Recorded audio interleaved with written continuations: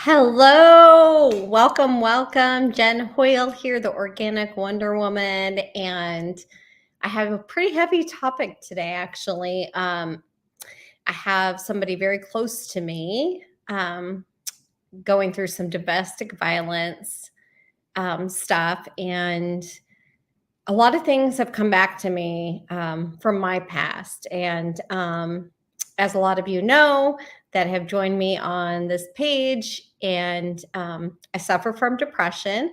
I have suffered from depression for 30 years. From the time my first child, my son, was 3 days old, it hit me. And I felt that all familiar feeling of depression, and I had seen my mom suffer from it her entire life, my entire life, and I knew what it was. And so I've spent 30 years trying to figure things out, learn about it, and now it's my mission to help everybody or help people that are suffering like I have. And first of all, with domestic violence, for years and years, I've been married previously, and for years and years, I was verbally abused, quite a lot of the time, and my ex is an alcoholic or was an alcoholic, and when he would get intoxicated, things would escalate, and he would get verbally abusive. And for a long time, I didn't even know that verbal abuse, or I didn't even think about it as domestic violence. Growing up, I always thought domestic violence was hitting and throwing things and punching holes through doors and that kind of thing. I didn't see it as a verbal thing at all. And so the more I did research, I realized, yes, it is. And so in my research, verbal abuse is a form of domestic violence. Domestic violence, of course, encompasses a ton of different behaviors and ranges aimed at exerting power, control of another person in a domestic or intimate relationship. So verbal abuse, which includes yelling, name calling, insulting, belittling, using threatening language, of course, other threats, can be just as harmful and damaging as the physical abuse. Okay, it can have serious psychological and emotional effects on the victim, and it can lead to low self-esteem, anxiety, and depression, which I am an advocate about educating on, and other tons of other mental health issues. And so that I found out that verbal abuse is a form of domestic violence. So I first want to talk about that. Next, what I was going, I wanted to talk about was, what does verbal abuse, what does it do to depression or to depressed people? What kind of impact does it have for those of us that are suffering? And so with the things that I'm going through with this person that I love just so dearly, she's family, and it's just triggered all of these things, and it made it clear to me that I need to talk about it more, because when we go through things, it's so that we can help others through it. So verbal abuse can deeply and significantly worsen a condition of a depressed person.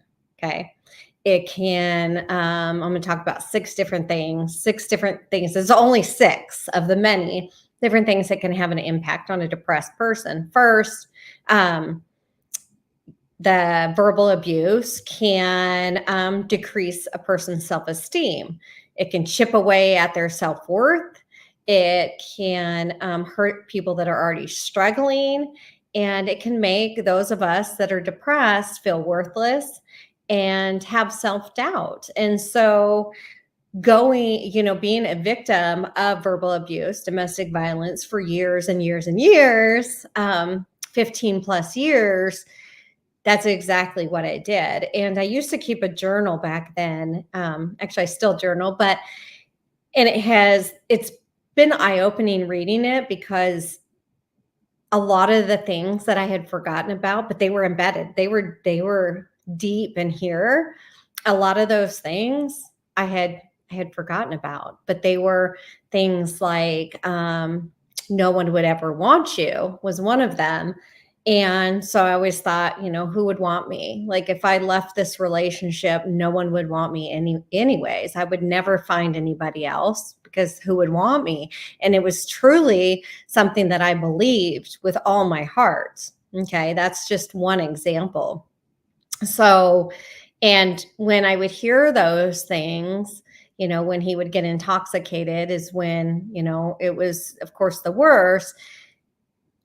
It really buried itself deep and it did make me feel worthless. It gave me self-doubt because, it just replaced any feeling of worthiness that I had. So the next one, number two, it can lead to verbal abuse can lead to increased feelings of hopelessness. So verbal abuse often involves demeaning language and or criticism.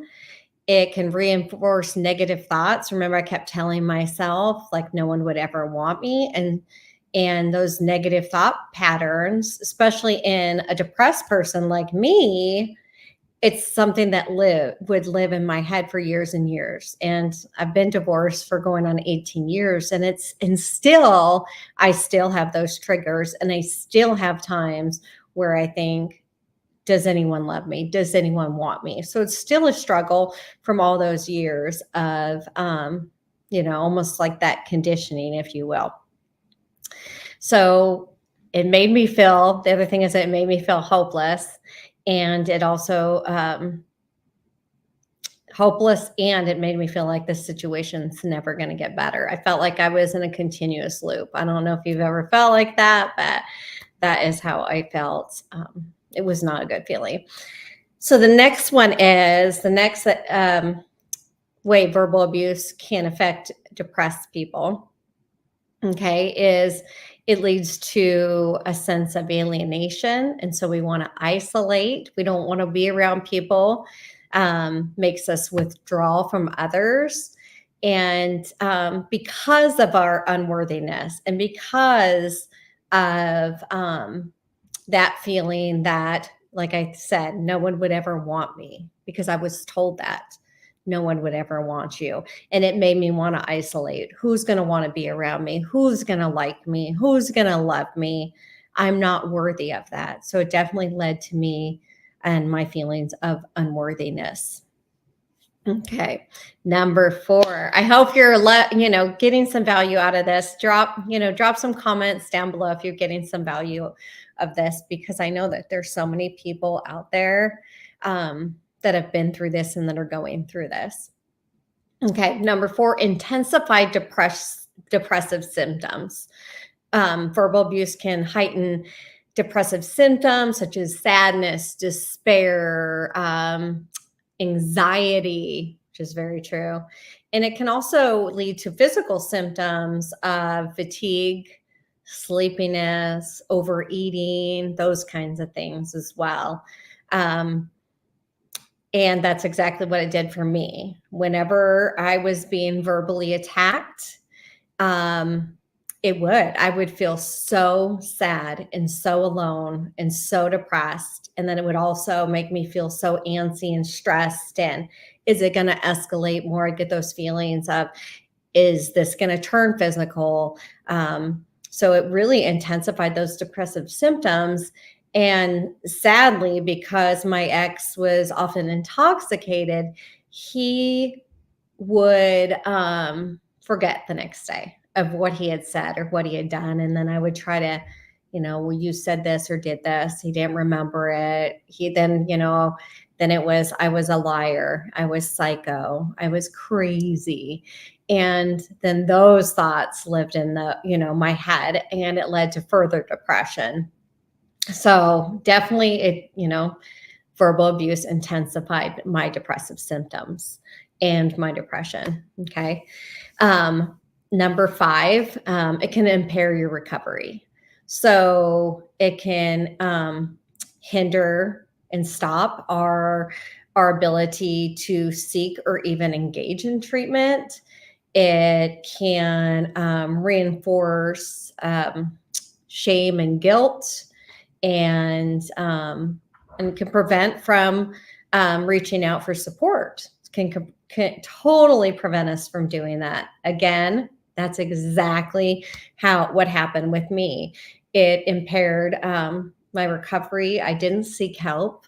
I didn't tell my friends because I was just shamed and sad and depressed. And I thought, maybe they're going to judge me. Maybe they wouldn't like me anymore because I'd already been told, no one would want you. And so, those verbal attacks, they impair recovery.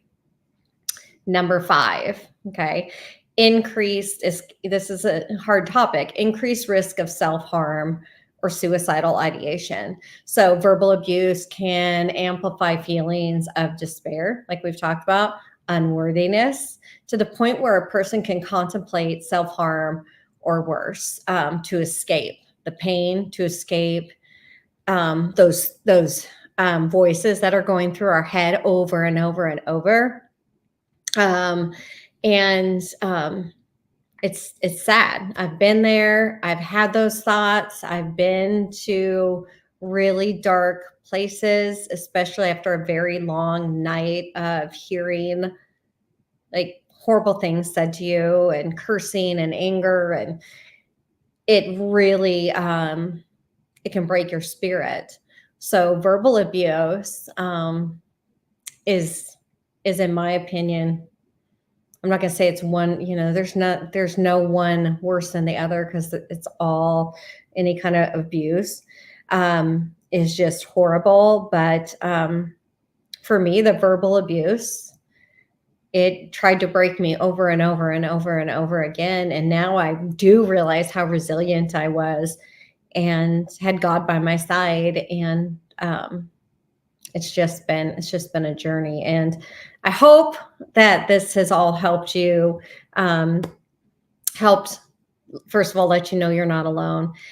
Second, you are worthy. Somebody, you are wanted, you are loved. And it's my mission to build women up and men, because men can suffer from verbal and domestic violence as well. But I just wanted to jump on here today and just talk about that verbal abuse can detrimentally affect a person who's already struggling with depression. It can make their symptoms worse. It can bring up a lot of past hurts and feelings, making it harder for them to cope. So if you're one of those people that are at the hands of verbal abuse, domestic violence, please seek help. Or tell a friend or family. That's something I never did. No, for years and years and years, I didn't tell anyone. I didn't tell family. I didn't tell my mom. I didn't tell my best friend. I was ashamed and alone and hurt and isolated. And that's what attackers want. So just know you're not alone, and reach out if you need someone to talk to. I'd love to pray for you. And anyways, thanks for having me today. Thanks for joining in. And God bless you and have a great day. And I hope this was beneficial, and I will talk to you soon. Bye-bye.